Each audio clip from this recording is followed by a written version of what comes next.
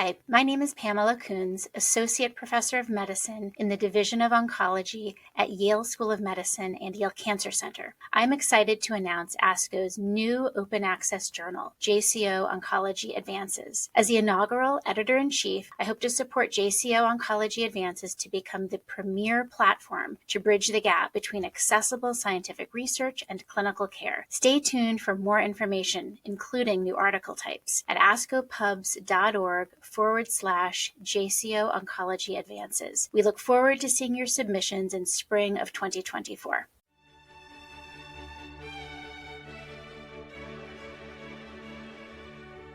This JCO podcast provides observations and commentary on the JCO article, Racial Patterns of Peripheral T-Cell Lymphoma, Incidence and Survival in the United States by Adams et al.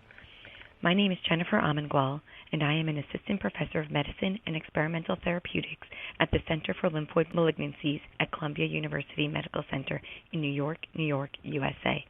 My oncologic specialty is in lymphoma. Peripheral T-cell lymphoma is extremely rare, especially in the United States and Europe, and is associated with considerable heterogeneity. Of the lymphomas, T-cell lymphomas make up a larger fraction in Asia and Latin America, possibly secondary to genetic predisposition and early exposure to infections such as human T lymphotropic virus type 1, also known as HTLV1, and Epstein-Barr virus, known as EBV.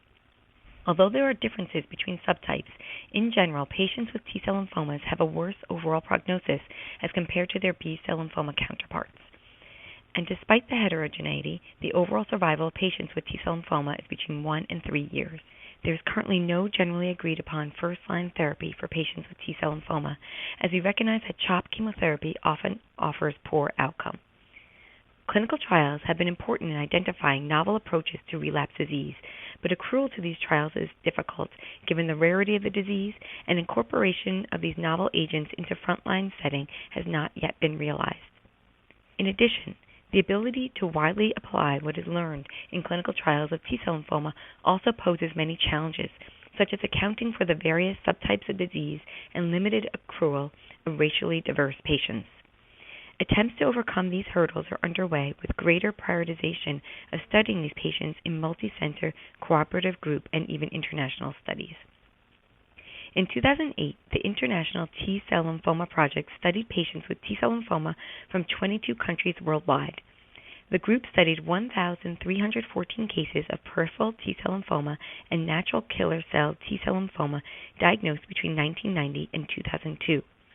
They demonstrated differences in survival based on T-cell lymphoma subtype, with peripheral T-cell and NK cell lymphomas demonstrating a 5-year overall survival of 32%. This study comprehensively evaluated the survival differences between subtypes, but it did not take into account race and ethnicity when evaluating outcomes.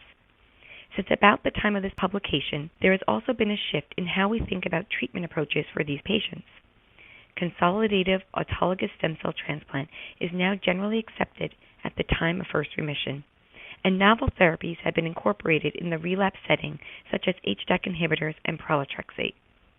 Now, 8 years later, given the potential ethnic and geographic predilection for peripheral T-cell lymphoma, or PTCL, and the broad ethnic diversity in the United States, the authors of the manuscript that accompanies this podcast sought to describe the incidence and survival of these lymphomas by race and ethnicity. A deeper understanding of these differences may prove to point to potential underlying etiologies of disease and potential racial disparities.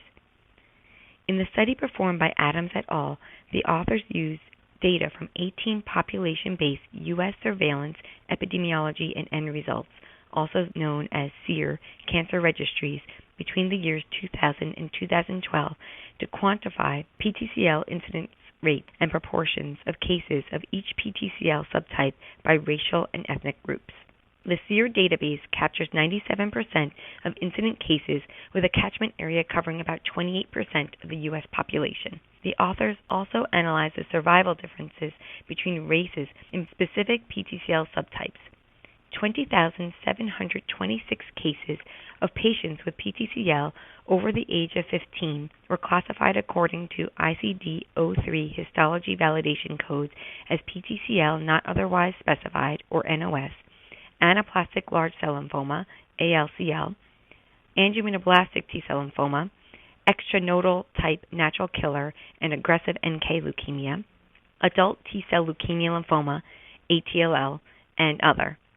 The SEER registries classified race and ethnicity using 2000 U.S. Census categories based on self-identification, medical records, and death certificates. The race and ethnicities were characterized as non-Hispanic white, Hispanic white, Black, Asian Pacific Islanders, and American Indian or Alaskan Natives, or unknown. In addition, for ATLL, additional sub-analysis was performed analyzing birthplace, and additional ethnicity information was collected among Asians. A total of 13,107 PTCL cases were diagnosed between 2000 and 2012 who were able to be characterized for race and ethnicity. Based on the race and ethnicity, there were 8,777, or 66%, non-Hispanic whites, 1,763, or 13%, blacks, 1,492, or 11%, Hispanic whites, 992, or 8%, Asian Pacific Islanders, and 83, or 0.6%, American Indians, Alaskan Natives. The median age was 62 years, but interestingly, the majority of Black, Hispanic white, and American Indian Alaskan Natives were younger than 60 years old at diagnosis. There was a male predominance except for angioimmunoblastic T-cell lymphoma, and the cases were evenly distributed geographically throughout the United States. The annual incidence rate was 1.56 per 100,000 person in non-Hispanic whites, and this was used as the reference to which the other races and ethnicities were compared. Blacks were found to have significantly high incidence ratio of 1.32, whereas Asians and American Indians had lower rates of 0.83 and 0.63 respectively. There was no significant difference of the rate of PTCL in Hispanic whites. There was also a great variance of PTCL subtype by race and ethnicity. Some of the striking differences observed were a higher incidence of PTCL NOS and ATLL at 1.67 and 4.37 in blacks as compared to non-Hispanic whites. Among Asians, the incidence rate of angioimmunoblastic T-cell lymphoma and ATLL were slightly higher, and the rate of extranodal NK cell lymphoma was found to be more common with an incidence rate of 3.61 as compared to non-Hispanic whites. Both Hispanic whites and American Indians have higher rates of extranodal NK cell lymphoma, with a 3.59 incidence rate for Hispanics and an 80% non-significant increase for American Indians. Significance could not be determined secondary to the very low overall incidence. Several of the findings corroborate trends found globally in relation to particular subtypes of disease emerging in specific regions of the world. This study reflects the vast ethnic diversity of the United States. One of the striking findings of this study are that African Americans are diagnosed with PTCL at a higher rate than any other ethnic or racial group, mostly comprised of PTCL NOS and ATLL cases. Exploratory analysis performed by the authors revealed that PTCL was diagnosed nearly 3 times in Caribbean-born blacks as compared to U.S.-born blacks. Some of the findings may be related to the birthplace of the patients identified.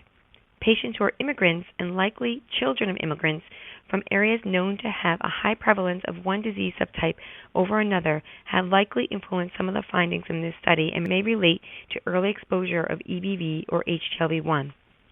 In addition, these findings may reflect some yet to be identified factors yielding a protective effect in Asians and American Indians against PTCL.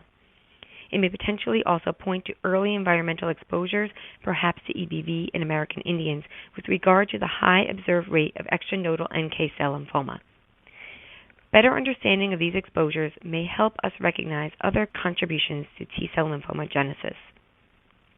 The authors analyzed survival based on subtype and race and ethnicity. There were 12,915 PTCL cases available for follow-up who had race information available. There were 6,875 deaths over a median follow-up of 19 months. Survival curves showed significant variation by race in patients with PTCL, in general ranging from 49 to 22 months, with non-Hispanic whites and American Indians achieving the best survival and blacks and Asians with the worst survival. The differences varied most significantly in ATLL, where blacks with the disease had a shorter survival than whites, with a hazard ratio of 2.13.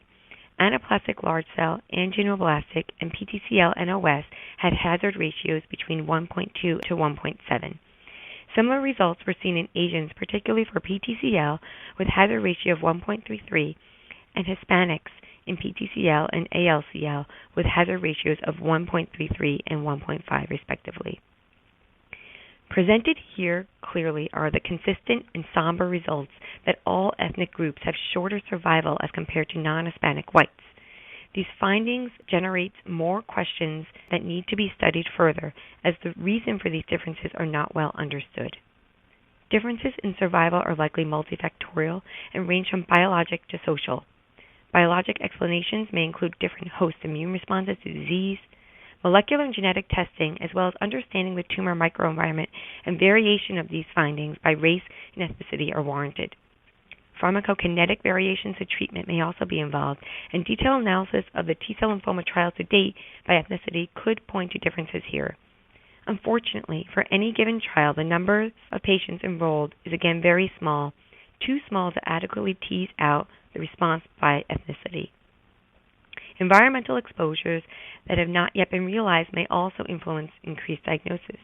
Exposure to other chronic infections, diseases, or medications may play a role.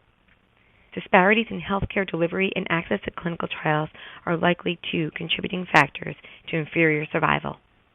Efforts to reach underserved communities and better education about the merits of clinical trials are critical to improve the care of our entire nation. Better understanding of the individual contribution of these factors will be challenging given the rarity of these diseases and the difficulty in studying them worldwide. But this study should hopefully stress the importance and spark the interest of investigators such as physician scientists studying T-cell lymphoma and disparities research alike. This concludes this JCO podcast. Thank you for listening. For more original research, editorials, and review articles, please visit us online at jco.org. This production is copyrighted to the American Society of Clinical Oncology. Thank you for listening.